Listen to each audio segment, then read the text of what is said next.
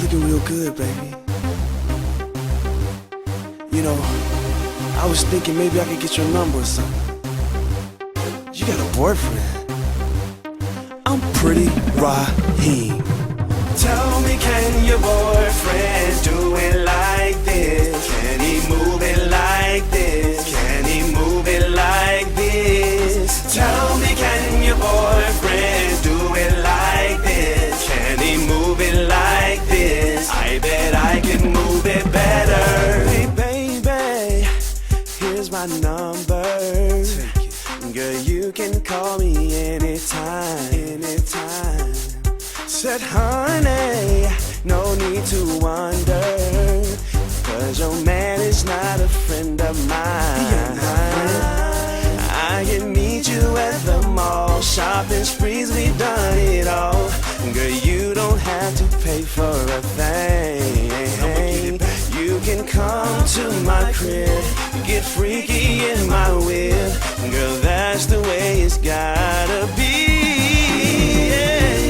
Tell me, can your boyfriend do it like this? Can he move it like this? Can he move it like this? Tell me, can your boyfriend do it like this? Can he move it like this? I bet I can move it better. Miss Lady, hope you're ready. Cause girl, I'm about to beat that thing down. How you like that? Hey baby, bring your body. Raheem knows what you need now. Like your legs in the air while I'm pulling on your hair. Girl, we gotta get this thing poppin'. I know you like that. Baby, let me spank it. You gon' have to break it. I bet your man can move it like that. Let's go, girl. Tell me, can your boyfriend do it like this? Can he move it like this? Can he move it like this? Tell me, can your boyfriend do it like this? Can he move it like this? I bet I can move it better. Flame 4C is on this track. With a needle and thread, I'm about to rip this track. Flame 4C gon' bless this verse. Straight off the dome, no need to rehearse. Can he move it like this? No. Move it like that? No. Make you say ooh when he love you from the back? No. Your heart beating fast, call my sex heart attack. Forget where you been, girl, I'm where it's at. Tell me, can your boyfriend do it like this? Can he move it like this? Can he move it like this? Tell me, can your boyfriend do it like this? Can he move it like this? I bet I can move it better. Girl, can he do everything that I can do, girl? Oh, oh, oh, oh, yeah, yeah, yeah. Hey, hey. Pretty. All right, what's going on, family? Welcome to the Tariq Elite Show right here on Ustream. Let me get my situation going here. All right, let me get myself situated. Get centered. All right, what's going on, fam? I look like I just woke up, man. All right, let me get situated here. Ready to chop up good game with the family. How's everybody doing? How's the room doing? We're getting in the room very heavy right now. Make sure all my stuff on my desk is situated. How is everybody doing this beautiful Sunday evening? A lot of stuff we got to talk about tonight right here live on Ustream. A lot of things we have to discuss. Excuse me. The room is, we like, what, 500 people, over 500 people, so we're going to be real heavy in the room tonight. We got to talk about the Coonathon that's been going on. There's been a blatant Coonathon that's been going on in the media with black folks, with all of the situations of black people being attacked. We got to discuss some things, family. We got to discuss some things. A lot of stuff we got to discuss. So I'm waiting on the room to get piled up. Today's show was brought to you by TariqElite.com. We got some brand new shirts coming for TariqElite.com. That's coming soon. Don't forget to join me in Philadelphia. I'll be in Philly July 5th at the International House of Philadelphia. Get your tickets at TariqLive.com. TariqLive.com. All right? That's where you can get your tickets at TariqLive.com. Man, a few weeks ago, right before the month of April, I told everybody, brace yourself for April. I let everybody know the month of April is going to be a doozy. The white supremacists are going to be showing out. And did they start like clockwork or what? Like clockwork, these white supremacists, it's only April 12th. It's not even quite mid-April yet. And the white supremacists are going in. It's open season. It's just like hunting season. We know the situation with our brother Walter Scott. I'm going to get on that situation in a minute. But Eric Harris, this new video came out that happened April 2nd where this police reserve wasn't even a real cop who killed him. It was a reserve police officer who killed this black man and used the same excuse that they used when they killed Oscar Grant in the Bay.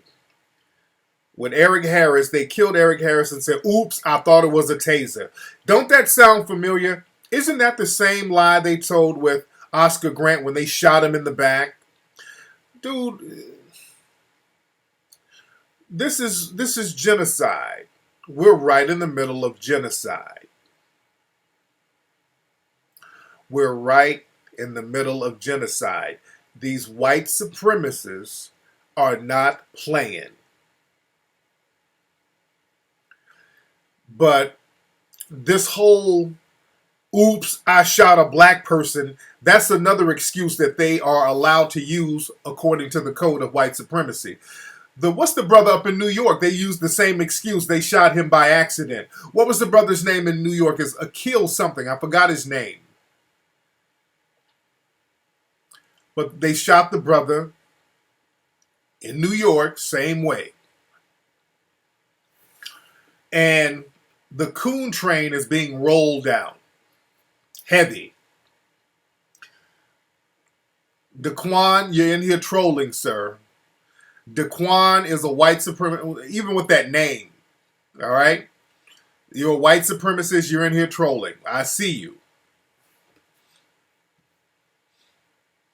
Akai, that's his name. Akai Gurley, that's his name. I was close. It's Akai Gurley. They shot him by accident. How come white people don't get shot by accident? Why all these black people get accidentally shot? See, now it's time to go into code mode, family.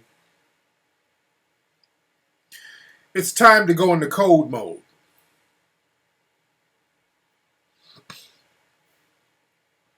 It's really time to go into code because a lot of black folks out here are breaking codes, and by them breaking code, they are putting all of the rest of us at a detriment.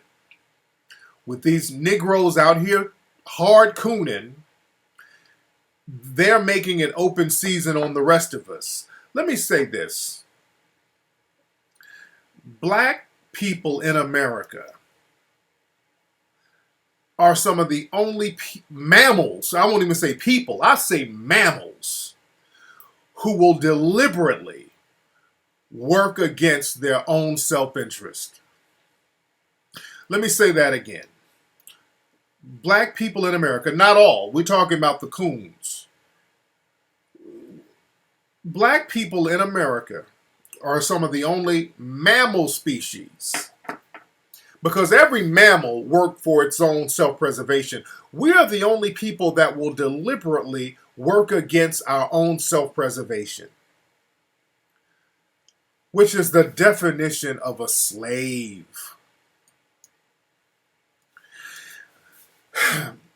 when we're dealing with the system of white supremacy, especially when the white supremacists are in their refinement stage, Jay, I don't want to hear about insignificant coons, Jay. Seriously. Who gives a fuck about an insignificant coon? Bringing insignificant coons up is really a form of trolling as far as I'm concerned. All right? Just bringing up insignificant coons that have already been destroyed. Let's just chill out on that. Because I'm going to start banning dudes for even bringing insignificant coons up. But some of the most significant coons, because there are significant coons out here, like Jesse Lee Peterson. Now, some people can try to ignore him, and he's not a serious person, but the thing is, the white supremacists will use him and give him airtime and hide behind him. So we got to be very careful to not get too caught up with the coons and watch the people who are putting them up there in the forefront. Watch the people who are putting them up in the forefront.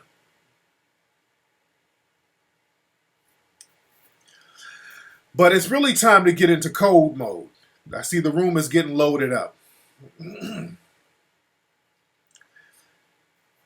It's been time to get serious, but we're going to have to ask black people, do you really want to get serious, or are you suicidal? Because I think a lot of black people out here are suicidal. A lot of black people just kind of want the white supremacists to just off them and get it over with. That's what it seems like, the way that so many black people will work against their own self-interest. Code mode means there's certain rules and regulations and standards that melanoid people who happen to be classified as black are going to have to implement themselves and use that to empower themselves. Code of conduct, code of standards, code of action that we're going to have to proactively use, because see, everything we do is on some reactive shit. We react to white supremacy. We're going to have to start getting into code mode, because the white supremacists are strictly on code. And with the latest shooting of brother Walter Scott, and with Walter Scott, and I did my show about this on Wednesday, this was a very significant endeavor, because the cop, the suspected white supremacist cop who killed him, lied at first. And then the video came out to refute his lie, which was a great thing. Now we got the white supremacists where we want. We got them. We're showing proof that these cops are lying. We're showing proof that these cops are shooting us in cold blood and then staging the scene. We got it all on film. We got it all on camera. And let me explain this. The people in the dominant society, they know that this goes on, by the way. Let's just be real. They understand if we don't have proof, they're going to pretend it doesn't exist. The white supremacists, they know exactly what's going on, but they understand, since we usually don't have any proof, they're going to play dumb. Y'all saw 12 Years a Slave, right? In the movie 12 Years a Slave, the character Solomon Northrop, I think that was his name, the main character in the movie 12 Years a Slave, which the movie was based on a real story, he kept letting people know when he was tricked into slavery, the white supremacists that he kept encountering, they knew that he was a free black man and he wasn't supposed to be a slave. They knew that. He kept telling people, and they kept ignoring him. They kept changing the subject. In one case, he was telling a person this, and he was getting smacked up and beat up. Nope, you are a runaway nigga from Georgia. Boom, boom, boom, beating him up. He's like, no, I'm a free black man from the north. No, you're a runaway nigga from Georgia. So they know. Let's just be clear. The white supremacists, a lot of these people who you're trying to convince, they are very, very well aware of how black people are lied on and murdered in cold blood. They are fully aware of this. Their mindset is, well, if you don't have any proof, Brian, I'm about to ban you, dude. Hold on. I need a mod in here, man. Hold on, because we already got the white supremacists. Hold on. Okay, I'm about to ban Brian's ass right now. Damn. Okay. Well, let me ban him. We're talking about some real stuff tonight. All right? But like I said, with the white supremacists, they're very aware of what's going on. They're not dumb. They are not dumb. They just understand if you don't have no proof, their part of the code is to play dumb and then deflect away from white supremacy. Because understand this, family, I want y'all to listen to me clear. All of these killings that's happening with us, this is not about police brutality. Let me say it again. This is not about police brutality. The white supremacists will try to get you to think that. That's why they keep saying, well, it's not about race. It's just about police misconduct. It's the police and big government. That's the way they can try to blame Obama. But all of these killings, it's not about police brutality. It's about systematic white supremacy because the police are just the military arm of the system of white supremacy. The police, or the race soldiers who pretend to be police, are just the military arm of the white supremacists in the dominant society. Got that? Because George Zimmerman was not a police, but the white supremacists rallied behind him, and he's walking around now. The person who killed Eric Harris, I think that's his name, last week, he was a so-called police reserve. So we can sit up and say, well, we need police to have this and we need the police to have that. But what about the police reserve? What about the security guards? What about the mall cops? This is about systematic white supremacy, family. And don't let the white supremacists get you away from the focus of that. Don't let them deter your focus, because after a white supremacist or suspected white supremacist cop kills a black person, then it's the suspected white supremacist prosecutor. Then the suspected white supremacist grand jury that's in place. Then the suspected white supremacist media that's helping out. Then are the suspected white supremacists who are donating money to the cops. So the white supremacists all work in concert with each other. So just focusing on the cop, you negate all of these other people who are complicit in the system being maintained that's causing the genocide, annihilation of African people in America. Is Chris trolling? What is he saying? So again, we got to understand that this is an entire system. It is not just about police brutality. That's the biggest mistake, because like Neely Fuller said, being a cop in and itself is not a bad thing. See, when black people say, hey, these cops are shooting us, I don't want these cops to shoot us, then they say, well, oh, you guys are anti-cop, you guys are anti-cop. And see, they create their own narrative. Being a cop isn't a bad thing, but the people who are committing these murders are not cops. These are race soldiers. See, just like when in Nazi Germany, when you had the Nazi soldiers annihilating the people of Jewish descent, or religion rather, a lot of them, as they got older and started to get prosecuted, all of them, and they bring those old Nazi soldiers, they wheel them in court to this very day. They find 100-year-old Nazi soldiers, 90-year-old Nazi soldiers, they find them and they wheel their asses in court to this very day. And they say, well, hey, I was just a cop doing my job. No, no, no. You're not going to get away with that.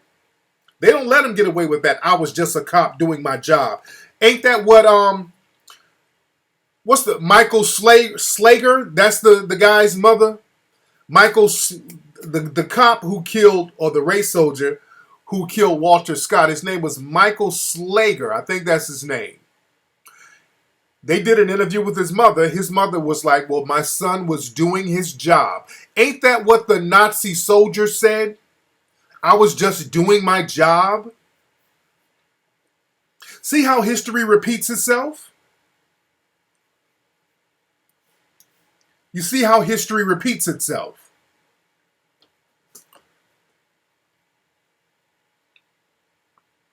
So we got to understand, we're in the middle of a Holocaust, a genocidal Holocaust now. The UN, I don't know why they're so quiet about it. They see what's going on. They see that black people are being racially targeted in this country. More black people are going to have to stop being afraid to say that outwardly and openly. You're going to have to use your Instagram and your social networking sites and all that to really call it for what it is. Because we're getting slaughtered and we're getting death sentences for traffic violations. And when people say, well, it's not about race, well, we're the only ones getting slaughtered like that. There are several cases of people in the dominant society literally fighting with the cops, and they're not getting killed like this. This is all about race. This is why when Walter Scott was killed, they started asking some of his relatives and the lawyers, well, do you think this is about race? Well, the fact that they asked that question is about race. Black people are generally the only people that's getting slaughtered at a disproportionate rate like this, over and over again. Black folks are going to have to stop being scared. Not only do we know this is about race, we're going to have to start getting into code mode, point everything out. Police officers around the country are sending racist emails to each other in San Francisco, in Ferguson, in Florida, in Ohio, and other cities. They're getting caught over and over sending racist texts and emails to one another talking about harming black people. How is this not about race? They're not doing this to no other group of people. You got police officers all around the country sending emails to each other about harming black people, and they're harming black people, and we're trying to act like it's not about race, and black people own this scared shit to say it. Only a few of us will even get out here and start saying white supremacy, white supremacy. We black folks out here using these little sucker-ass code words that the white supremacists have you using. You're going to have to call it for what it is and stop trying to convince the white supremacists that this is wrong and Black Lives Matter. They know what's going on. You got to start calling it out. And another thing, black folks are going to have to get off this whole forgiveness thing. Black people and this dumbass, slave ass, we're going to forgive our killers. Respect to Walter Scott's mother. I know it should be difficult losing a loved one, especially your child, your son that you gave birth to. That's a difficult thing, and people grieve in different ways. But the mother, they had her on CNN. They steered the conversation because, see, the white supremacists, they know. Let me tell you something. The white supremacists know black people better than you know yourself. The white supremacists, they know black people better than they know themselves. They know how to push your buttons. They know how to evoke an emotional response. The white supremacists know you because they've groomed and trained you. That's why they know you so well. And they know how to steer you in a conversation that will get them to get the response they need from you. They know how to manipulate the shit out of black folks. They know how to manipulate you. They know how to get around you and get you to say things that's going to work for white supremacy. They steer black people into that forgiveness conversation. They start talking about, so how do you feel? What do you want? How's your faith in this situation? They know. They start talking about faith and appearing to be compassionate. Then we start talking that shit. It's the old missionary trick. We've been falling for the missionary trick from the white supremacists since 1492. We've been falling for the whole missionary. Hey, I got the Bible. You know, God bless you in your endeavors. We're gonna pray. And when you start talking that around black folks, they just butter up when they hear that from a white person. When black people hear that, and the white people, they know how to butter you up with all that church talk and faith, and then they're gonna start evoking a forgiveness response. And just like my man Walter Scott's mother, she was like, well, you know, I got forgiveness in my heart for the cop who killed my son. And they ran with that shit. They ran with those headlines. Walter Scott's mother forgives the cops. They ran with that. Not only did they do that, they started to interview a lot of Walter Scott's friends and relatives and co-workers, and they found another co-worker named Dennis Dye, and we put the story up on the melanoidnation.org website, where he's talking about he forgives the cops for killing his friend. Now, why did they get some random nigga who really he was a co-worker? There was a reason why the white supremacists did that. Understand, the white supremacists are playing chess. We out here playing checkers. There's a reason why they got some random damn co-worker when there's a lot of people who are friends and co-workers of Walter Scott, but they really wanted somebody to talk that forgiveness talk, because the white supremacists who are in the media, they know they have to do their part to taint juries, to taint potential juries.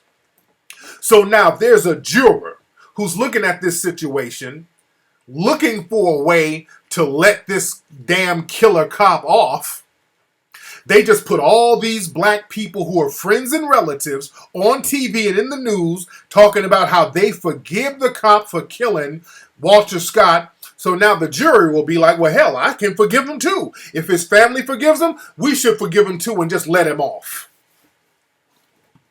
The white supremacists are very strategic, and black folks are so damn emotional and desperate for attention and approval, they go for the goddamn bait every time. And then CNN, they took it to another level. The people at CNN coaxed the family, Walter Scott's family, into singing Negro spirituals. It was the saddest goddamn thing I've ever seen. They're in there singing, the Lord. It was embarrassing. No disrespect to the family. They in there singing Negro spirituals after Walter Scott got killed. And they showing that all on the website, all over the place.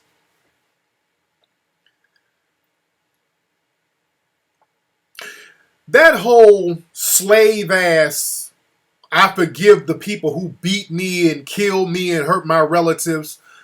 Black folks are going to have to snap out of that. That never works for you. We've been doing that shit. I mean, that goes back with Trayvon Martin's mother. She was doing that nonsense. Much respect to that sister, not to disrespect her. But many people were saying, don't go on television saying that stuff, sister. Some of these other, Jordan Davis, the teen who got killed down in Florida, his mother was saying that nonsense. But the dad was like, hey, I don't forgive. That's my wife talking. I don't forgive nothing. Black folks, did Eric Garner's wife say that too? Black folks, you're going to have to chill the fuck out with that I forgive my killer shit. And I was talking about this on Twitter. There were coons trying to argue me down. Well, you can't tell them how to praise. And how, nigga, shut the fuck up. We're talking about strategy here. We're talking about strategy here. Wasn't there another case somebody was telling me? I think I haven't verified it all the way, but it was a white female gang who helped get this black man killed down in Mississippi. I think they killed this black man, Mr. Anderson, and I think his family was out there talking about, well, we don't want to see those girls go to jail for life, so they gave the girls like 5 years. Dude. If you're gonna forgive, do that shit in private. If you just so holy and Christian, which you ain't, by the way. which you ain't, by the way. Let's just be 100, because black folks get on that holier than thou, let's forgive everybody when it comes to white folks. And I talked about this on Instagram. We don't be on that forgiveness shit with each other. We hold grudges against other black folks till the day we die. Ain't no forgiving. No, and that's a good point about, you said Tamir Rice's mother. Let me explain something to you guys. Tamir Rice's mother did not say that. You know why? When I was helping the family, me and Tamir Rice's mother we're on the phone, we're talking. Me and Samaria, real good sister. Tamir Rice's mother, very nice sister. And we were talking over the phone. And for those who don't know, Tamir Rice is the little boy, 12 years old, who got shot up in Cleveland and killed by the white police officer. And I was helping the family. I was talking to his mother. And we had a very long conversation. We were just talking about a whole bunch of stuff. And she was like, well, you know what, Mr. Tariq? I've already forgiven the man who killed my son. She told me that over the phone. I said, sister, don't you ever say that publicly. With all due respect, don't ever say that. Again, or publicly. Again, don't ever say that. I told her, sister, they will use that against you. Don't ever say that. And she did not say that because they were trying to get her to say that shit. You understand?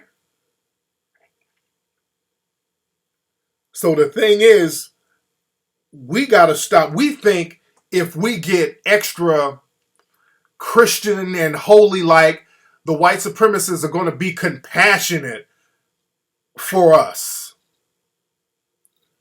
And it just doesn't work that way. No, it's something that's programmed into a lot of black people. It's just something we think, because we feel helpless in the system of white supremacy, if we leave it up to the Lord will deal with them. And it ain't going to work like that. It's not going to work like that. That whole, let's forgive our enemies, please. Rodney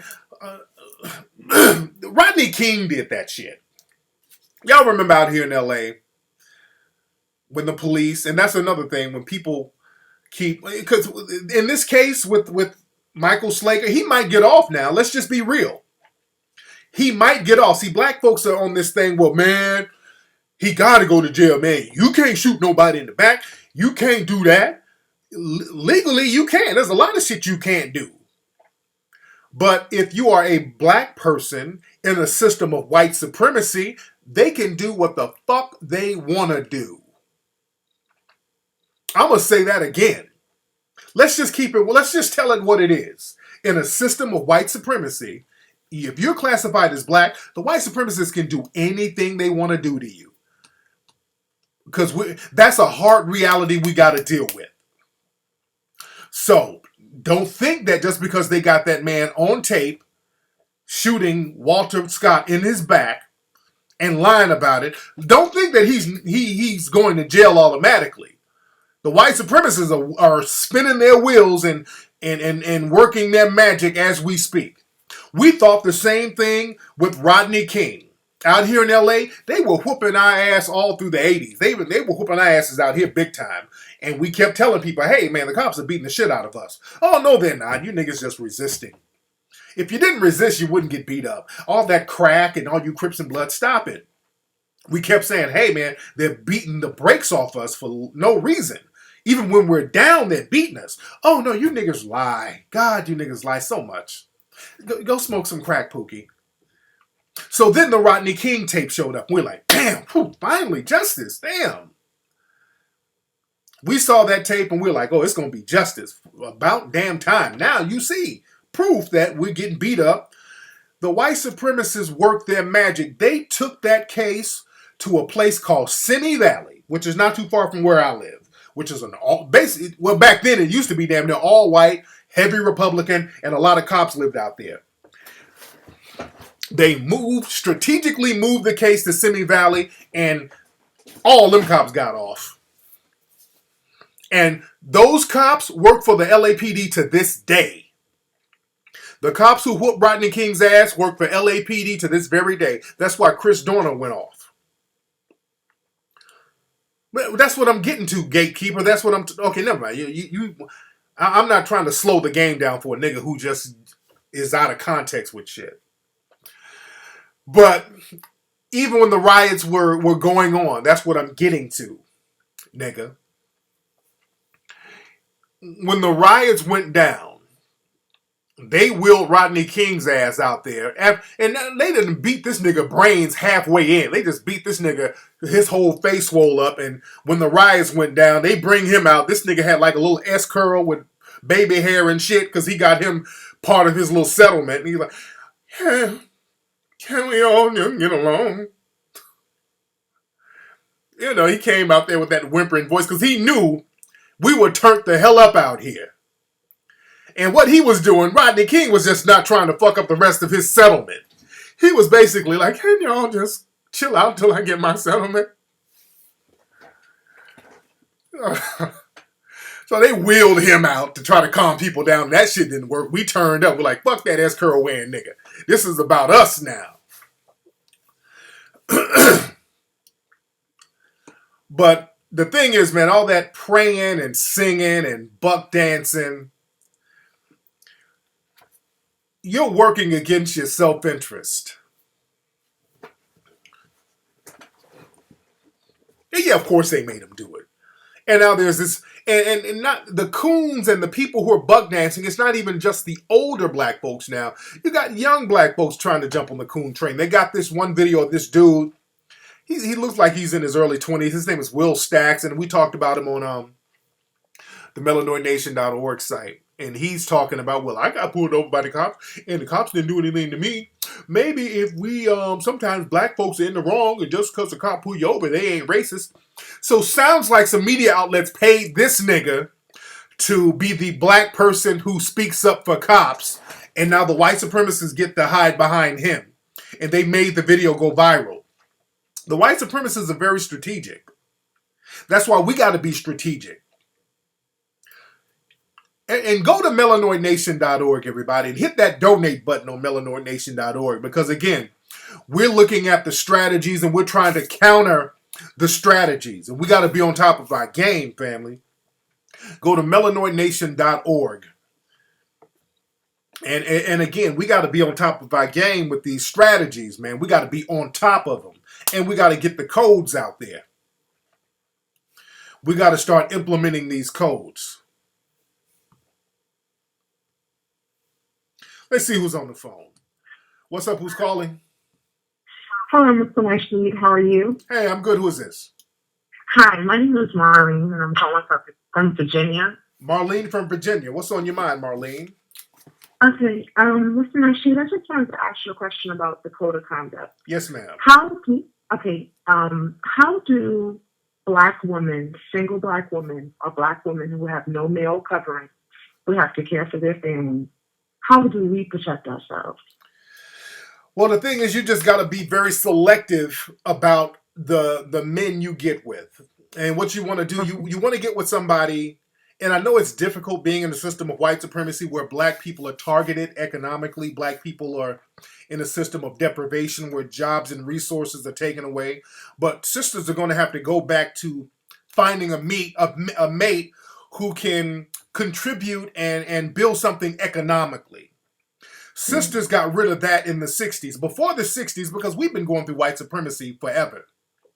But before the 60s, before black women would get into relationships, they wanted to see what kind of career a man had. What could he do as far as build a foundation, an economic base, and a family base to take care of them and their children. In the 1960s, everybody took the goddamn Price is Right, door number 3, county check, bullshit benefits door. And then they said, okay, I don't need no man. I can just do it on my own. And the white supremacists promoted that heavily. They promoted the independent black woman who don't need nobody. See, they didn't promote that in white society. They understand being intra-dependent on each other is where your power is. But in black society, they kept telling us That the women need to be independent and the men need to be rugged individuals. Don't worry about anything else but yourself. So we got tricked into this rugged individualism type of thing and start negating having a family and an economic base. And then we got all types of sidetracked. So we got to get back on track. As women, you got to find dudes who are going to build an economic base with you. Y'all got to get off that I'm just fucking with a nigga because of swag shit. I'm fucking with a nigga because he look like Shamar Moore shit. I'm fucking with a nigga because he got some skinny jeans and he looks like the latest rapper shit. Y'all gotta, sometimes a nigga might be a little nerdy or whatever, but if he has something going on and this brother has a plan and he's down to build and create a future, you need to roll with cats like that. You understand? So you got to make swag less of a priority and have economic empowerment more of a priority. Because there's plenty of brothers out here who can help you create an economic base and help create a family base. But again, we're taught that swag shit is more important. And y'all got to charge that to the game. And men too. And that's another thing too. I tell men out here chasing the Instagram twerkers and all this old shit. And then wonder why your check is getting garnished because she done got knocked up and she ain't building nothing. She's hitting you up for your money. And what little money you have. And you ain't building nothing. So you got to start getting with the female who got her mind together, who ain't necessarily on Instagram clapping her butt cheeks. Find a chick who has her mind together, who's trying to build something, who has sense, who has a mouthpiece, and build something with that sister. Stop falling for the goddamn thirst traps. So we got to start dating and thinking more mature about our dating practices, men and women, because it's not just women. It's these dudes out here too. You feel me? Yeah, because it's so scary. It feels like they're going to be after us next. It's next? What you mean, I mean, sister? Latinos, That's what I'm saying. What you think? You think they ain't after y'all now? They're killing sisters now. Renisha McBride. They breaking into sisters' houses, shooting them. There was a video now. They broke into these. The cops ran up in these sisters' houses without a warrant. The little 7-year-old girl, I think she's 7, in some city where she got shot by a cop and the cop got. It was in Detroit. That's what I thought. She got shot by a cop and they let the cop off. It's happening now. The grandmother out here in L.A. The police pulled her in the street and whooped her ass on the freeway. It's somebody's grandmother. What you mean it's gonna happen? It's happening now. That's the thing. Rika Boyd, the young lady out of Chicago. Come on, it's happening to sisters now. See, I see a lot of sisters out here thinking they're gonna take the bed wench route. See, I've noticed that too. A lot of sisters out here think, okay, if I just suck this white man's dick, they'll leave me alone. And no, that ain't gonna work either. Because that white dude's dick you sucking, he's maintaining the system of white supremacy. I'm going to get on that in a minute. But it's happening to all of us now. Young, old. There was an 11-year-old boy down in, I think, Texas. He's like autistic, whatever. He kicked the garbage can and got mad or whatever at school. And the cops jacked him up and gave him a juvenile trial. So they're getting our children. They're getting the elderly. They're getting the boys. They're getting the elderly men. They're getting the middle-aged men. Walter Scott was 50. They're getting elderly black women. They're getting young black women. They're getting black girls. All of us out here are vulnerable. Like I said, my quote that people have made viral, all black people in America are just one traffic stop away from becoming a hashtag on Twitter. So we need to act like we are prisoners at war and look at white supremacy and come up with ways that we can counter that and replace that system. You feel me? I do. Thank you so much for taking my call, and I hope you have a wonderful week. Thank you, sister. Oh, yeah. See, there's black people out here thinking that the shit ain't gonna hit them. It's hitting you already. I'm sorry. Sisters, it's hitting sisters. It's hitting sisters heavy. They don't give a shit about that no more. They getting the sisters too. They're not playing. They getting children. Man, this is warfare right now. This is white supremacy warfare. We need to wake up every day. Everybody's listening. The question you need to ask every day, what are we going to do about systematic white supremacy? And again, bedwenching ain't gonna cut it. I put up a meme. I put up a meme the other day. That meme I put up went viral. The one with the head, it was a sister with like this real crazy weave, this real janky weave. And the joke was, sisters who date white boys, weaves be looking like this. And people thought it was hilarious. because it was true. And a lot of people agreed. Now, some people got mad. But one thing I noticed in the thread that I put up on my Facebook page, a lot of sisters were coming in the thread like, wait, I date white guys. Oh, my weave don't look like that. So I noticed there's a lot of sisters out here secretly dating white dudes. Let's talk about that for 1 second. There's a lot of sisters out here that I noticed that thread was revealing a lot, because a lot of them sisters jumped in the thread. Because when you start talking about people's hair and all that, then they want to jump in and defend themselves. So the bedwenches they were in their feelings. One thing I noticed, well, two things I noticed. Number one, there's a lot of sisters out here, low key, with white dudes that they're not talking about.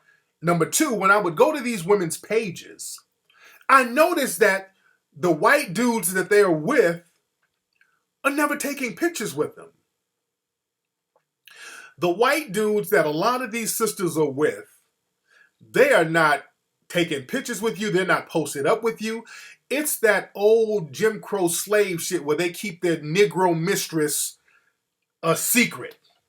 I noticed that. I saw a lot of women with their little mixed kids and all that, but the white, and for the most part, a few of them had the pictures with the white dudes, but a lot of those white dudes were not trying to post up in pictures with you. That's some old slave shit. And I talked about that on my show before, how even during slavery, there were resorts all around the country where white dudes would take their black slave mistresses to kind of cavort and just kind of have a good time. There was one place called Xenia, Ohio. That was a major one. And they would take their mistresses. They would take the Mississippi River. They take ferry boats up there, and there was a resort up there in Xenia, Ohio. And that's how the Wilberforce University got started, because that university was a school for the mulatto offspring of bedwenches and the white masters.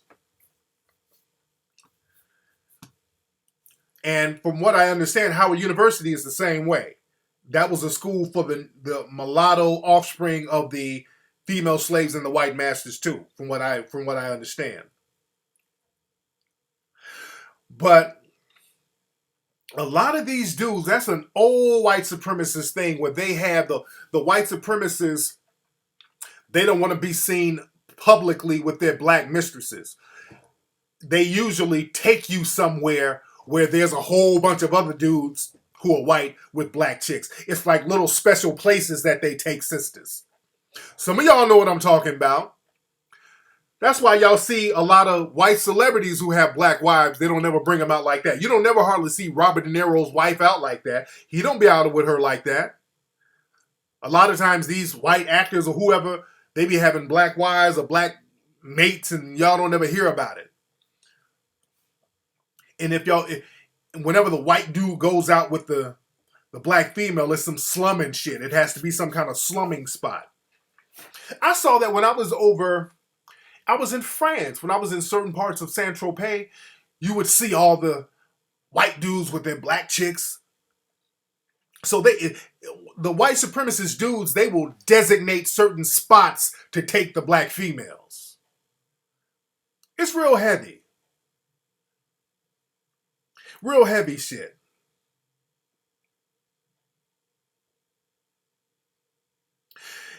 But the meme was funny. And again, not all sisters who date white dudes, everybody's hair ain't gonna be janky, but a lot of times, a lot of sisters, they be having the janky weaves when they date white dudes. And I think there's a reason for that, because so many people were agreeing with it. There has to be some type of rhyme or reason for it.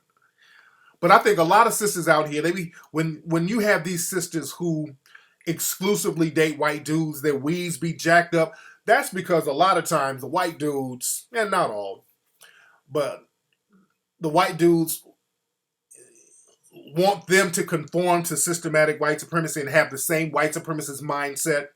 So a lot of the sisters, when they get around the white dudes, they don't want to so-called do anything black or being around other black folks, because that's one of the things that the white supremacist male will require. when a white supremacist male is dating a black female, they will usually require you not to be around other black people, just like Donald Sterling's racist ass. What was he telling V. Stiviano? Hey, you don't need to be around those other black folks.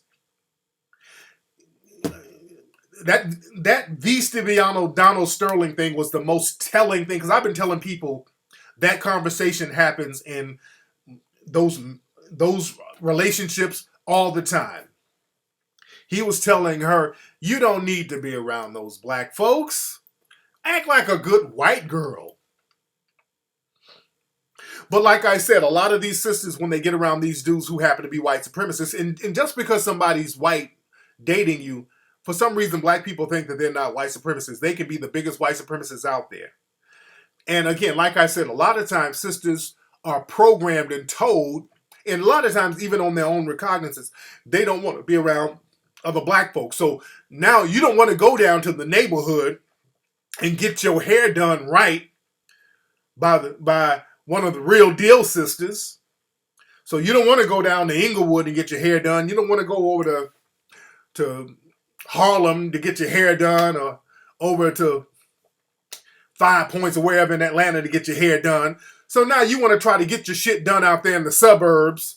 You want to go to places like Fantastic Sam's at the mall and get your hair done, and then the white women start putting aluminum foil and shit on your hair, and they don't know how to work a flat iron, so the white women then burn your goddamn edges off. And now you done tried to do a little quick weave at your house, and you don't know how to press your shit right, and your hair looking like a goddamn bird's nest with no edges.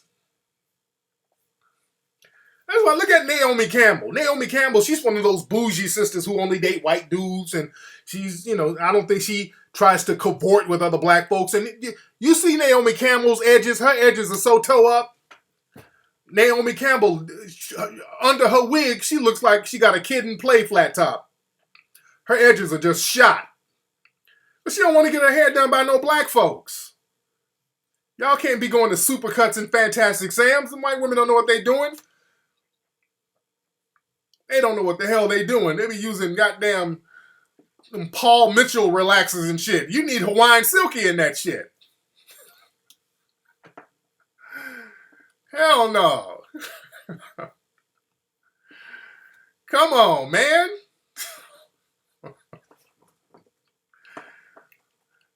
And your wig is sitting up on you, and the white dude ain't gonna say nothing. He like you to look like a fucking slave by the head. Your wig all fucked up. He like, oh fuck, you're fucking hot and shit, okay? Oh, you're so fucking hot. How come you didn't wear your hair like that before, or wear it like that more and shit, okay? He wants you looking like you, looking halfway crazy. Either go natural or go get a better weave. Just do one or the other. That's my thing. If you want to go natural, go natural. Don't go nappy weave natural. Don't go half-ass natural. Go natural or go weave. Get a good weave. If you dating a white dude, and I ain't hating on you dating a white dude, take your ass down to the hood and get your shit done right. And stop trying to be bougie. Take your ass right back down to the neighborhood and get your shit done right.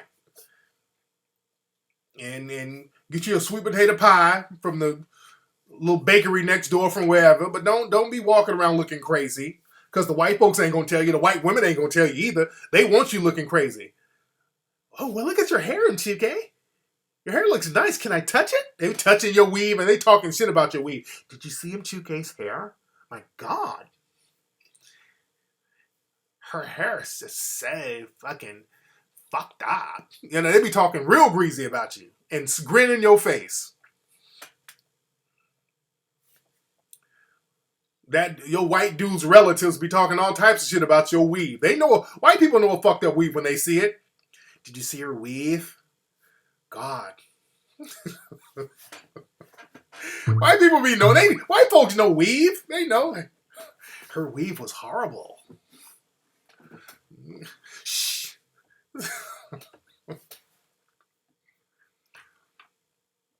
Man, but they will smile in your face and act like you the shit. Look at you, Chuke. Anybody say you ever look like, people say you look like Gabrielle Union? Please. They be smiling in your damn face. Don't let them lie to you. So yeah, stop letting getting in these relationships, because the white supremacist dude, he wants you looking crazy. He wants your hair looking crazy as shit.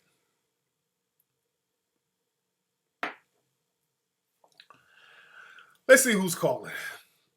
What's up? Who's calling?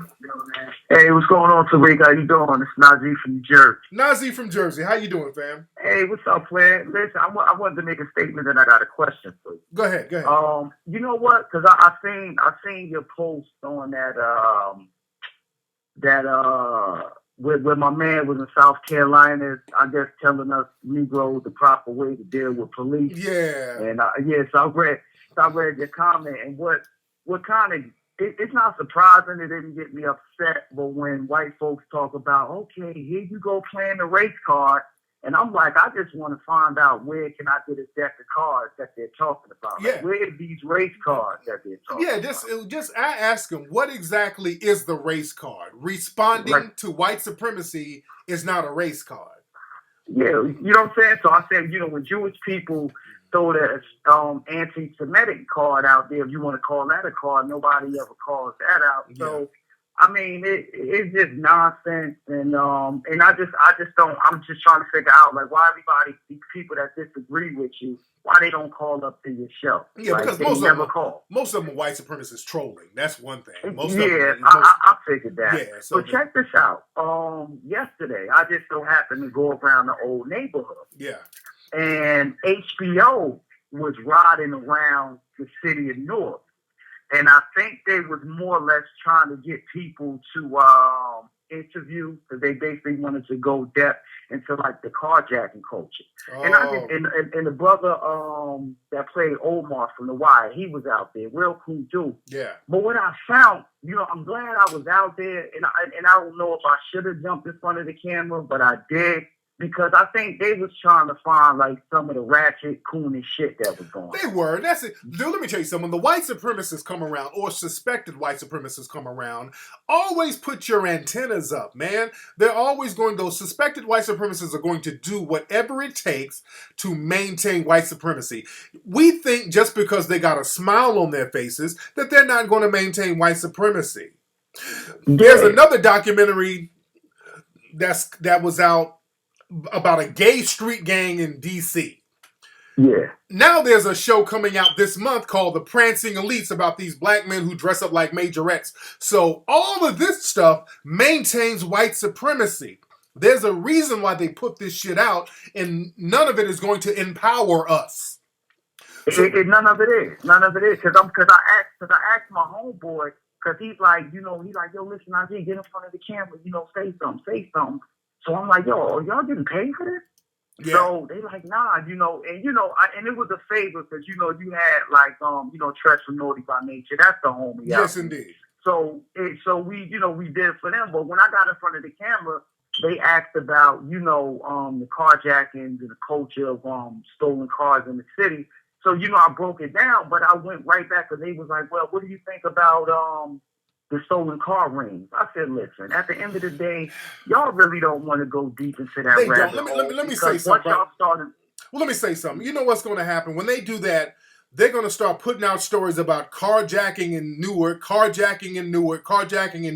and then what's going to happen? A law is going to be introduced, because that's going to be used as propaganda. And they're going to say, okay, look at all this carjacking, so we need a new law to get tough on these niggas. And now they're going to start targeting brothers heavily out there in Newark to gentrify that shit. The white supremacists, they play chess, not checkers. You feel me? You're 100% right. All right. Thank you for the call, fam. They did the same thing, man, when I was telling y'all about that whole holla back street harassment shit. When I told y'all what's that? No, I don't want no cookies, man. When they were doing that street harassment, I told you that shit was racialized. And a year later, what was it? They had to fess up that it was a lot of racial propaganda involved in that. And black folks in New York started getting attacked. I told people a year before that shit happened that was going to happen because of the propaganda. They're looking for ways to justify attacking black people in New York. And a year later, there are protests all in the damn streets of New York. These motherfuckers are playing chess with us, man, and we got to stop going for the bait. Understand this, family. Even the knockout game too. The dude with the knockout game, I was screaming at the top of my lungs, "Hey, people, this knockout game is a hustle. The white supremacists are trying to use this shit against us." And a year later, what happened with the knockout game? The Mike Brown situation. They kept saying, well, Mike Brown kept trying to knock me out. Mike Brown was knocking me out. They were using the whole knockout game narrative with Mike Brown. After they got the knockout game in your mind by repeating it over and over again, they put the whole Mike Brown situation and kept talking about how he was beating up this Darren Wilson.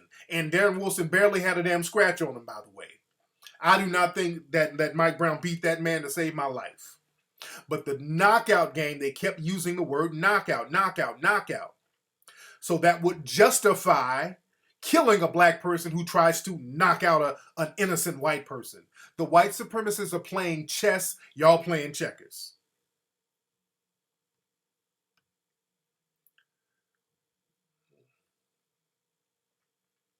Understand this, black people. When the white supremacists come around,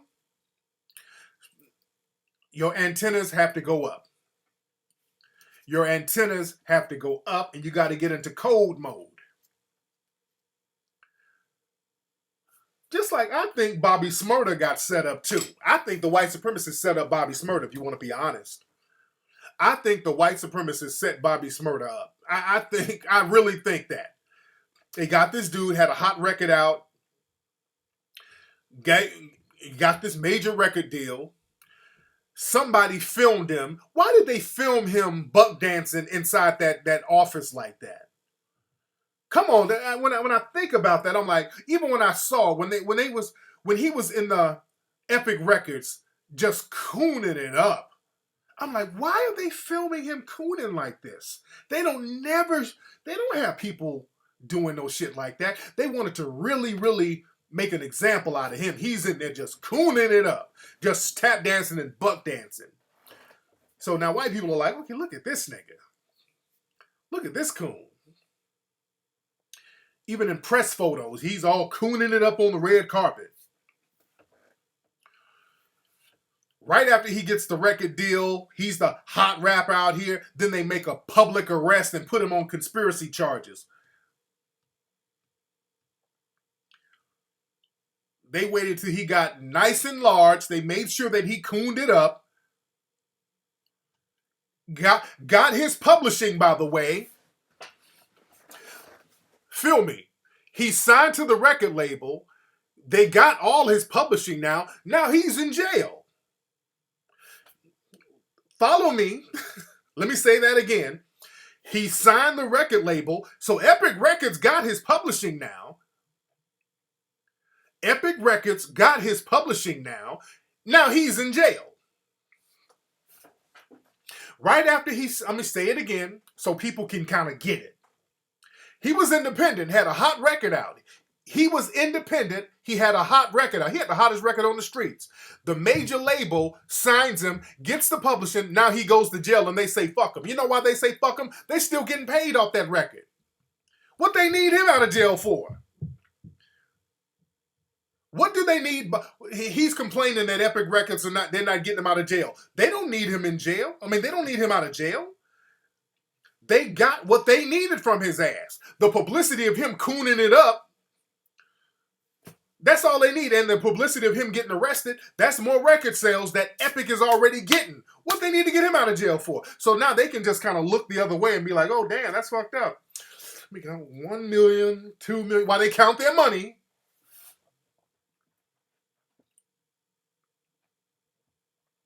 They own the record now.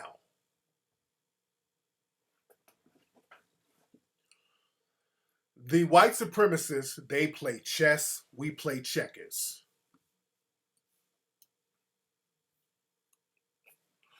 Oh yeah, he's locked in. They don't mind him staying in jail. They don't give a shit about Bobby Smurda staying in jail. They're going to get paid regardless.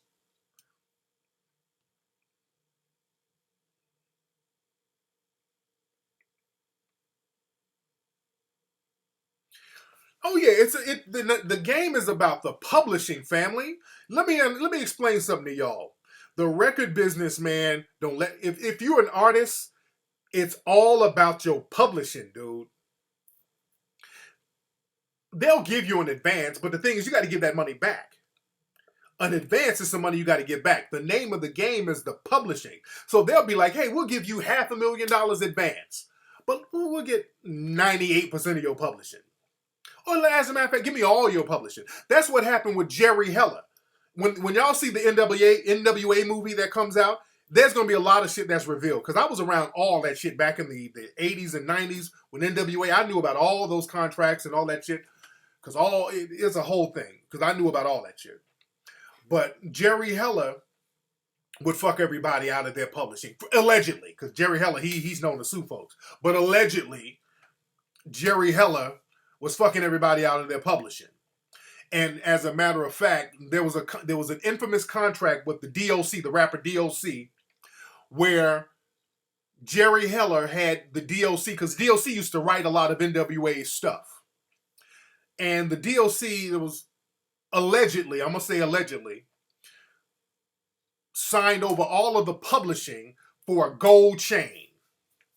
And that's written in the contract. You understand? So the white supremacists, they come around you smiling and grinning, but they're playing chess and you're playing checkers. It was for a gold chain. The DOC signed up all of his publishing for a gold chain. Peter Guns, I just saw an interview with him where he was talking about that song they had, the Uptown Baby. They had a song back in the late 90s, hottest song in New York, and they don't get no publishing from that record because the group Steely Dan, whose sample they use, they get all the publishing. So Peter Guns, they don't get one dime from that record no more. They don't even get writing credit for the record because of the sample they use. See, the white supremacists, they go in, they don't play no games. They go in on some business shit where they taking all. Steely Dan took all that shit. So Peter Guns, that's why he's doing these reality shows now. There was a dude, y'all know that song, and I saw an article the other day, that song called Louie, Louie. Oh, baby. So we gotta go. Now that song is like one of the most popular songs in rock and roll history. That song has been covered thousands of times. That song has been in all types of movies. The whole shebang. Huge song. It was a black dude who wrote that song. What the hell is his name? Richard Berry, I think that's his name. There's a dude named Richard Berry.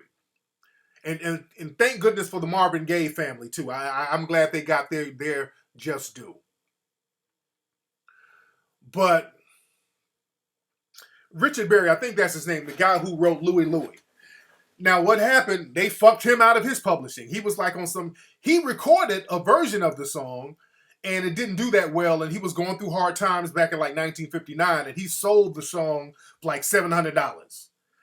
Then a white group called the Kingsmen, they did the record, and this shit just went quadruple platinum, and it just made all types of money. And this dude was broke for years until, I think, the 80s. There was a commercial that wanted to use the record in a commercial. It was a company that wanted to use that record, and the way they had it set up, they had to get permission from the person who actually wrote the song. So the publishing company couldn't just lease the song out. They had to get permission from the actual writer. So the brother got a lawyer, and the brother found out they'd been robbing this dude. This dude, the black dude, these white supremacists were raping this dude out of money for years and wasn't saying shit. They were raping this dude out of money. So the dude ended up getting like $20 million in back royalties. But he died like 10 years later. So he got his just due when he got older. But that just shows, man, the white supremacists will rape you blind and look in your face and smile like they done did you the biggest favor. See, no, they tried to do that with Michael Jackson. Michael Jackson flipped on their ass. And Michael flipped the script on their ass and took all that publishing. Just like when Michael bought the Beatles catalog and Paul McCartney was mad at Michael. Because see, Paul McCartney was all doing songs with Michael. Remember that song, "The Girl Is Mine," and all that old shit, and laughing and joking with Michael. And Michael, oh yeah, I love Paul. Me and Paul were best friends. And when the Beatles catalog went for sale, Michael was like, "Give me that." Oh, the Beatles catalog's for sale? Okay, give me that. I'll take it. And then Paul was like, whoa, wait a minute. Whoa, Paul was like, wait a minute. Paul was pissed. Michael was like, that's just business. Like, go on with it, Mike. They hated Michael's ass. Michael was fucking them back with a soft voice. Michael was playing them. Michael like, y'all motherfuckers think I'm shy. I ain't that shy, bitch. Give me your publishing. I ain't that shy. Ain't I, Bubbles? Me and Bubbles gonna get this publishing off your ass. That's why they didn't like Michael. Michael was beating them at their own game. They were pissed at Michael. Oh yeah, they tried to pull that friend shit. Yeah, they tried to pull that on Michael. I love Michael. I love Michael was on his business. So they were like, look, Conrad Murray, come get this nigga. They called Conrad Murray on his ass. They like, fuck this shit.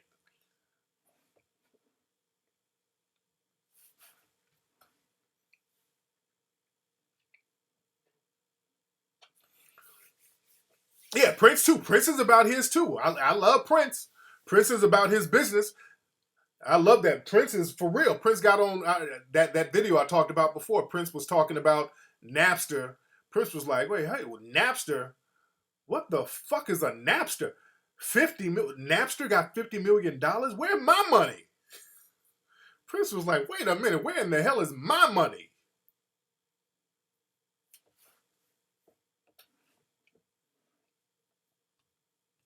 Yeah, Prince is about his business. Let me see who's on the phone. What's up? Who's calling? Hello? Oh, let's see who this is. All right, what's up? Who's calling? Yo, what's going on, Flex, man? It's JC out of Houston. JC out of Houston. What's on your mind, JC? Not much, man. I want to just get your take, man, on the brother Nelly, man. I heard you got himself in some trouble. Yeah. They busted Nelly. They got Nelly. They said he had meth and weed and all types of stuff in his tour bus, and they arrested him. Now Nelly was arrested, I think, if I'm not mistaken, before for drugs in the tour bus in 2012. If I'm not mistaken, I think.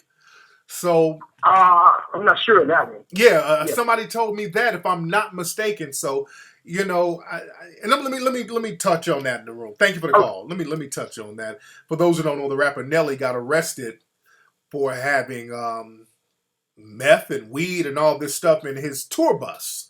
And let me say this, Nelly and all you rappers, whenever y'all got caught or get caught with drugs in your bus, T.I., because that happened out here in L.A. with T.I., him and Tiny, allegedly, they went somewhere and bought some party stuff. And right after they did it, they got pulled over by the cops on Sunset, and he was found in violation of his probation. Let me say this, Nelly, and all you rappers out here, people who get caught up with drugs in your tour bus or in your limo, the people who you're buying the shit from, those are the ones who are telling on you. Those are the ones who are telling on you. The nigga who sold you the shit. Let me tell y'all something. If you gonna buy, let me get into some street shit. I always say allegedly. Well, no, what am I? I'm not. He said I'm turning the window. I'm not talking about rumors. I'm telling some shit. We're gonna talk some street shit right now. This nigga said Nelly Furtado. No, nigga, kill yourself. Let me give y'all some street shit. Now, a lot of times, if you're buying meth, usually you're buying it from a white dude. All right. if you're buying meth, you're usually buying it from a white dude. And if you're buying powdered cocaine, a lot of times you're buying it from a white dude. Our brothers ain't holding too much powder. All right?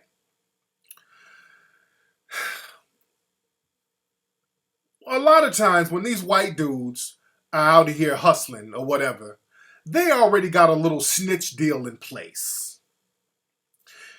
One of the rules of the game, you never, especially a black person, you don't really hustle with the white dudes because the white dudes always got a get out of jail free card. And usually, the white dudes or the Latino, and a lot of Latinos are classified as white. But a lot of times, these dudes out here hustling, who's selling that work, if a celebrity comes in and buys something, they'll get in good with you. And if they got a case lurking over their heads, they go cut a deal. They say, guess what? Assistant prosecutor, look, I know I got this over my head, but look, I can get you a big bus if you kind of show leniency on my sentence. If you kind of let me do what I do, I can get you a bigger bus. I can get you T.I. Because T.I. buys from me. I can get you Nelly. Nelly buys from me. It's not a fucking coincidence that the cop just happened to pull you over and happened to look. When Nelly got pulled over, the shit that the cop pulled him over for, it was some kind of sticker that they didn't have on the tour bus. Some kind of humbug ass charge. That's bullshit. The cop, they were tipped off. They knew what Nelly had in that damn tour bus. They were tipped off, man. They were tipped the fuck off. Look at the whole case with Nelly. They said it was some kind of sticker that they didn't have on the tour bus. So the cops went to the tour bus, smelled weed, and decided to do a search. Bullshit. They knew what was in it because the informant told on them. And T.I. should know better. And I love T.I., by the way. T.I. is one of my favorite rappers. Now, T.I. should know better. T.I. already had an informant working in his crew. The motherfucker who told on him about the guns. Notice when T.I. went to buy them guns, the damn cops were there when he showed up. God damn, brother. T.I. got set up twice. I love T.I., by the way. T.I. got set up twice. So we got informants out here. I got informants who be trying to inform on me. This old Muppet mouth nigga with no teeth be calling the cops on shit that I do. Lying. So that nigga's an agent, an informant. So people in the public eye, we have informants on us. We have informants on us. Me too. I'm not immune to that. I know I got informants who are monitoring shit, and because I don't do nothing, motherfuckers call up and lie. Yeah, I got a Muppet mouth informant who calls the police at my lectures, who's in another state, who calls the police on my lectures lying.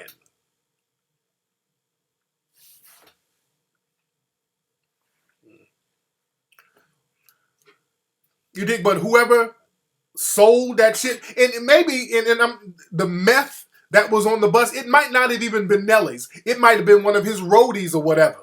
But the thing is, the roadie is out here dropping names, though. You dig? Because, see, these niggas talk too much. That's another thing.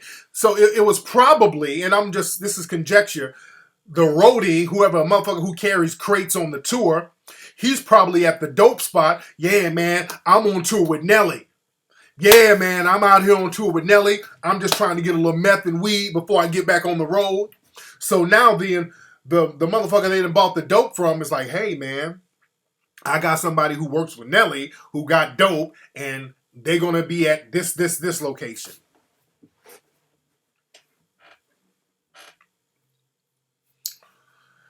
Man.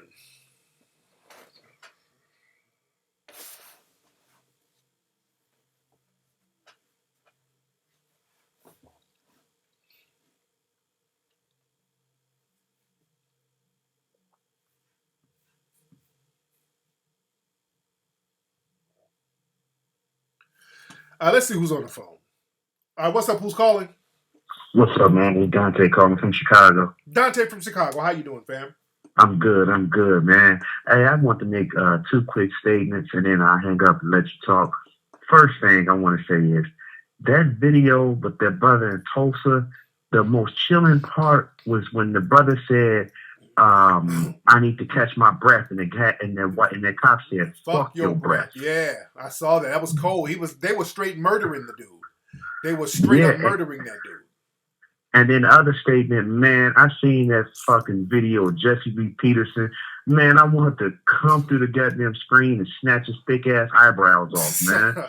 This nigga, this motherfucker, man.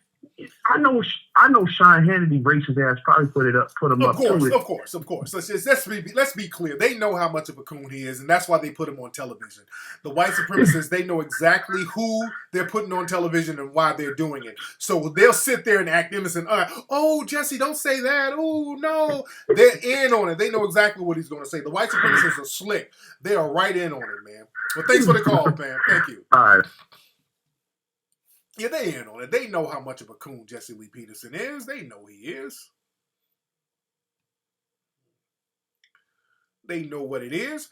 And by the way, family, go to hiddencolorsfilm.com. Get Hidden Colors 1, 2, and 3. Everybody get Hidden Colors 1, 2, and 3 if you don't have it. And go to TariqElite.com and get that gear. TariqElite.com. Get all the clothes at TariqElite.com. I got some new shirts coming in a few weeks. Also, my London lecture will be on sale pretty soon too, in a couple of weeks. It's called International Racism Live from London. So that lecture will be on sale. It will be available for instant download. And that will be available in a couple of weeks, family. A lot of good game in that. You guys are going to really enjoy that lecture. I haven't put out one of my lecture DVDs for sale in a minute. So it's been a minute, man. It's been when was the last lecture video I put out of me? When was the last lecture I put out? Was it Relationships, Riches, and Rage? No, that wasn't it. No. I can't remember when was my last lecture video that was on sale. This one is going to be a little cheaper because I want a lot of people to get it. So we'll have it. It'll be under $15. So it'll be under $15. Was it Chicago? Was it live? I can't remember. Yes, y'all come see me in Philly. I will be in Philly on July 5th. I want to see everybody in the place. Y'all get your tickets at TariqLive.com.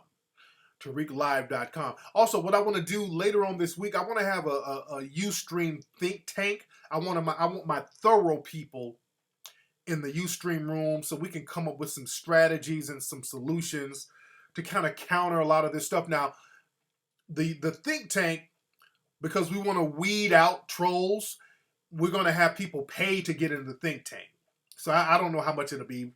I'll probably give people like a $50 donation to the Melanoid Nation website. You can get a code to get inside the room so we can discuss. But I only want people, my thinking brothers and sisters who are melanoid empowered, so we can come up with strategies and just kind of have our think tank on what we need to do to counter a lot of stuff. Because when it comes time to talk about empowering each other, I'm not trying to sit up and argue with niggas who talking about praying. See, that's why we're going to have to get this think tank thing going in so we can talk for real. So the white supremacist trolls are not around. So the coons are not around. So the church crowd ain't around.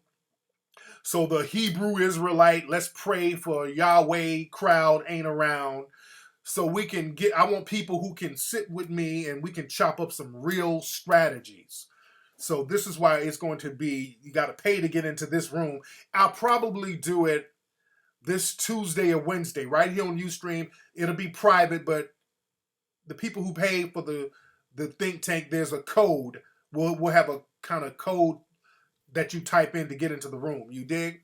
Say a Google Hangout. Since we're used to doing this, we'll do it here.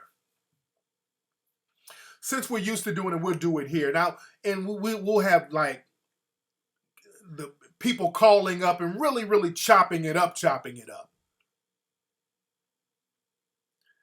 You dig? So none of the bullshit.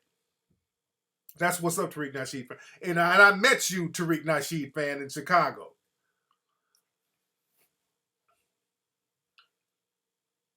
Yeah, I saw that. That shit was funny.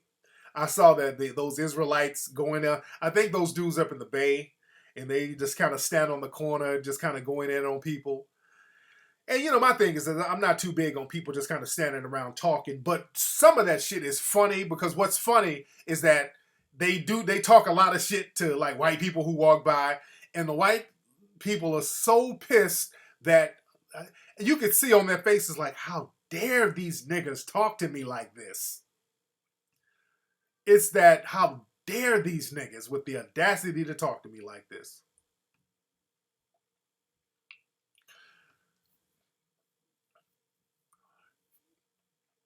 But we're gonna chop it up this week. We're gonna have a Melanoid think tank right here, so we can really chop up on Google Hangout. Everybody can be on camera. I might have to look into that. But can it be private though? Because I only want a select group of people in. It's only going to be a select group of people in. Oh yeah, this is why you say, am I gonna be patient?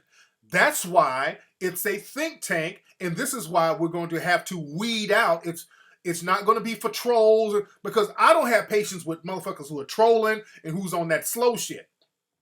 Now, when people are talking sense and we're trying to come up with something, I'm all ears. The problem is we got people in here, you know, be bullshitting.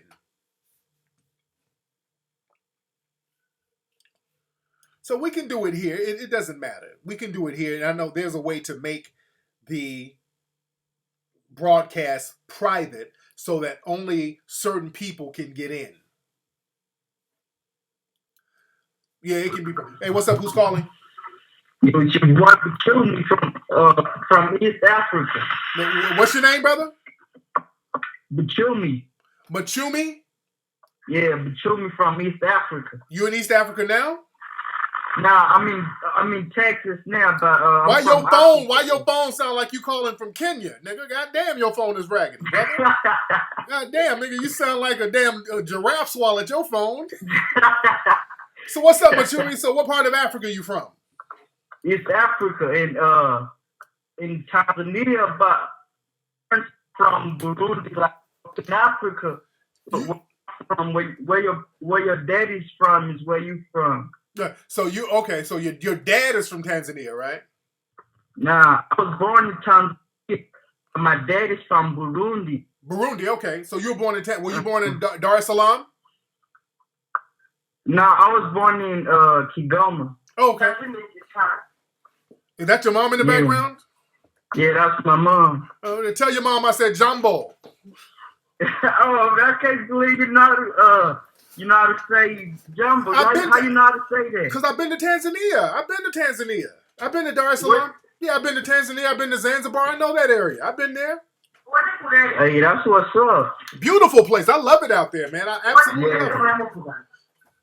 Yeah, it's beautiful. Yes, indeed, man. So what's on your mind, brother? Yeah, I just wanted to know when you coming to Texas. What part of Texas? I come to Texas all the time. What part of Texas you in? In Dallas. Okay, you know what? I do have to go do a lecture in Dallas, man. I really, really, really, really, really have to go to Dallas because a lot of people are on top of their game in Dallas, and I've never done a lecture out there, so I'm going to look into that now. So I'll keep you posted on that, all right? All right. Much respect, family. Oh, man. Yes, indeed. Yeah, man, I had a ball in Tanzania, man. The people were just absolutely beautiful over there, man. Wonderful sisters, beautiful sisters out there. Some of the sweetest people out there. I loved it. That's why I'm going back out there, man. I'm trying to go out there to Africa next month, man. I'm trying to go out to Africa next month. I'm trying to decide if I might just hit all of them up. I want to go to Ghana, Senegal, and Gambia. I want to see if I could hit all of them up because I've been trying to look at the flights, and the flights are just fucking a beast. You know, because some of the flights, you got to go Like if I'm in Gambia, I would have to fly to damn Amsterdam, then fly back. I don't want to do all that. It's very difficult flying intercontinental.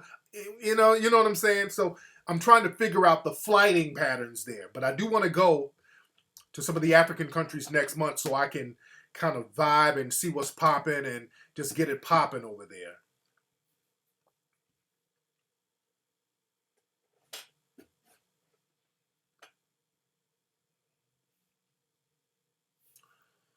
No, Tanzania. No, there's some black African people over there, man. These are some real deal African brothers and sisters, and the sisters were hell. There's a bunch of Lapitas over there.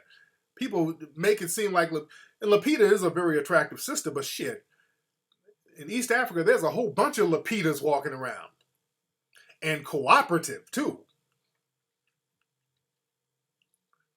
So I would need to buy tickets locally. That's probably what it is, because I looked at it, Expedia. I do want to go to Dubai. I've been wanting to go to Dubai for a minute. You can't buy them through. Oh, okay, because that's where I usually get my stuff at Expedia. Yeah, Jones, I'm looking into it now.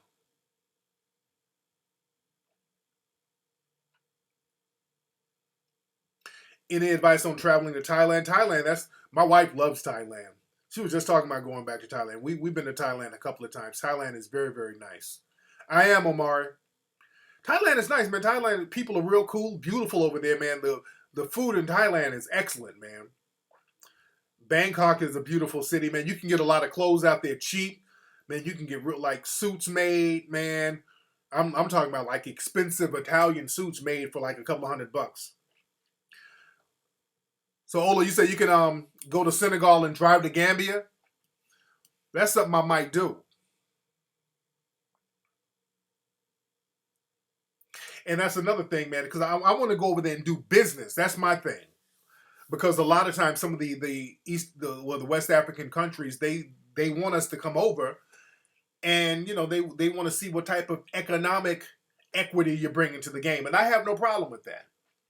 A lot of black folks get ruffled and bent out of shape because a lot of these West African countries, they invite you over, but they also want to know what can you bring economically to the table, and I ain't mad at them.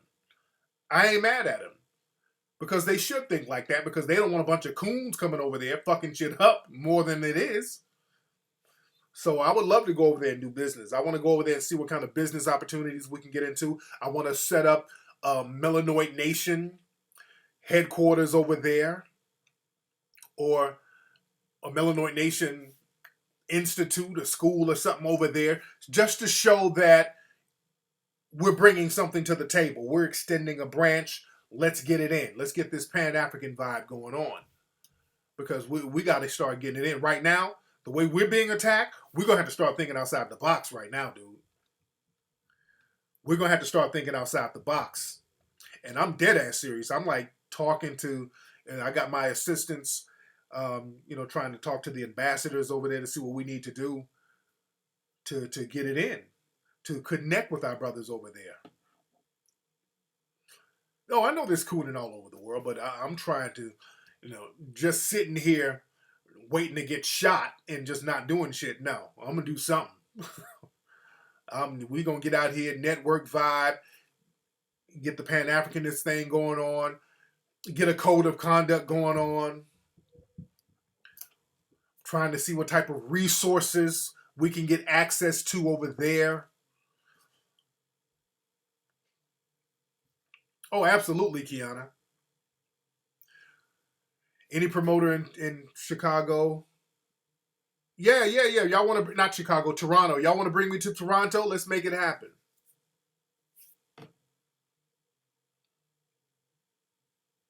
Yeah, that president. I love the president of Gambia. That brother was real deal.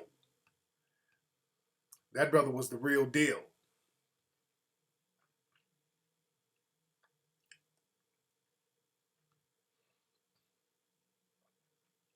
And again, don't forget, man, go to TariqElite.com to get all that gear, everybody. Let me get a couple of more calls here. What's up? Who's calling? Who we got here?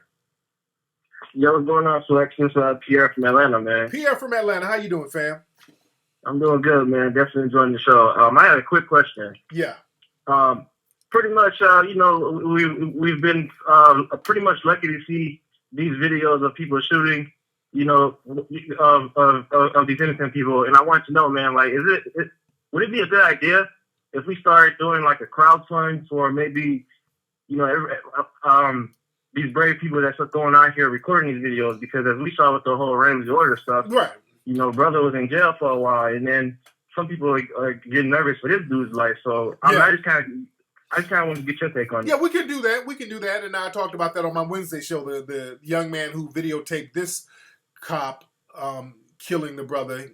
People gotta crowdfunding for him, and that's something that we need to do. We need to have our financial war chest, and that's what I try to do with the MillinoisNation.org. By the way, I try to use that as a war chest for money that we might need for certain situations. For example, my man up in Chicago at the Nouveau Tavern. That's a very upscale restaurant. It's a black-owned restaurant, and they have it in a predominantly white business area, and they've been attacking this restaurant for years. The white supremacists spray painted racial bullshit on it last year, and they temporarily closed the restaurant down because they were talking about it's too much noise and gang activity. They trump up shit.